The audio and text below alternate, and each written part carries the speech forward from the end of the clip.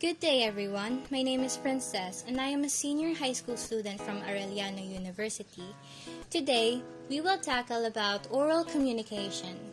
From the previous lesson, we have tackled about the types of oral communication under verbal communication, which are interpersonal, public, and intercultural. Now, we will continue to written communication, which is still under verbal, and then we will proceed to nonverbal communication. Written communication is a creative activity that requires a lot of imagination and efforts to arrive at the finished product. This can be terms as transformation of information through any written forms like letters, notices, circulars, memos, and reports. We have two types of signals. First is audio signal. This have been used to send messages since the early days of civilization. This is also universal in nature as they are understood by people easily. This includes drum beating, alarms, hooters, whistles, bells, and sirens. Second is visual signal. This speak a universal language understood by people all over the world and are easy to grasp and remember. This includes posters, drawings, cartoon maps, diagrams, and photographs. And under body language, we have facial expressions, gestures, proximity, touch, eye contact, and appearance, which, by the way, we have already discussed in the previous lesson, so we will now proceed to the next lesson, which is speech acts. A speech act is any of the acts that may be performed by a speaker in making an utterance, such as stating, asking, requesting, advising, warning, and persuading. This is considered in terms of the content of the message, the intention of the speaker, and the effect on the listener.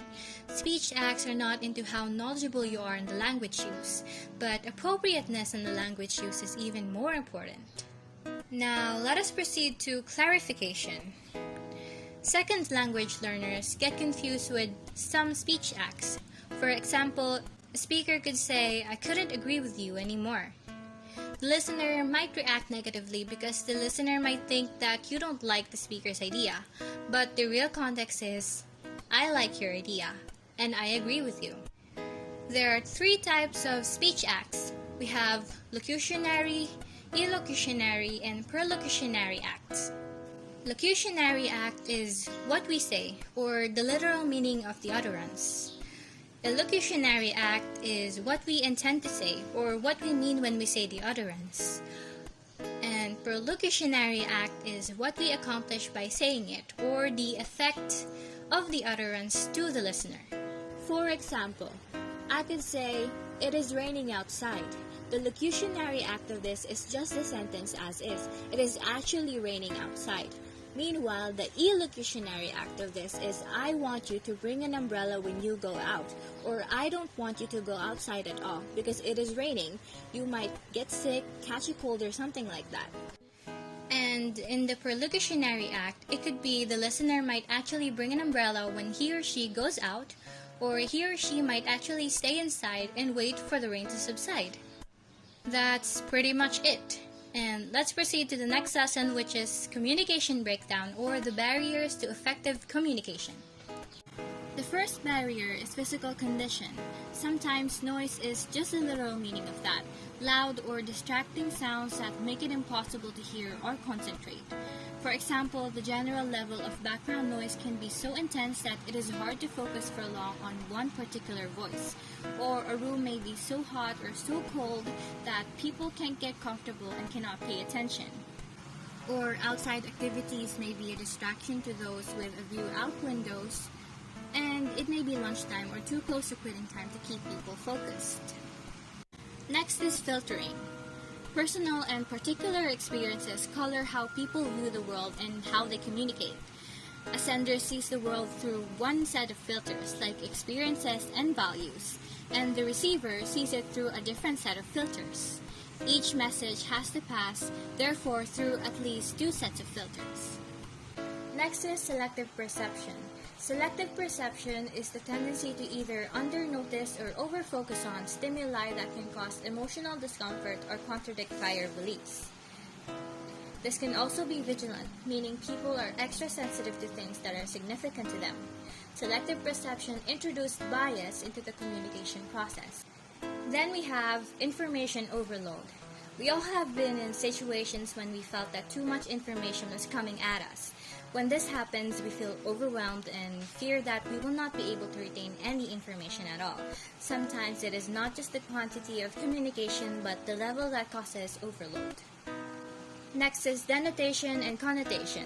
Denotation is the precise and literal definition of a word that might be found in a dictionary, while connotation is signifying or suggestive of an associative or secondary meaning in addition to the primary meaning. Then we have emotional disconnects. When a person is feeling stressed or anxious, unexpressed concern is more likely to be interpreted as criticism. For example, constructive criticism made while an employee is emotionally fragile may be perceived as a personal attack. If possible, it is better to postpone a communication if there is a strong likelihood that the intended receiver will misinterpret it because of his emotional state. We all know that every problem has a solution. Now that we're done with barriers to effective communication, let us now proceed to strategies to avoid communication breakdown.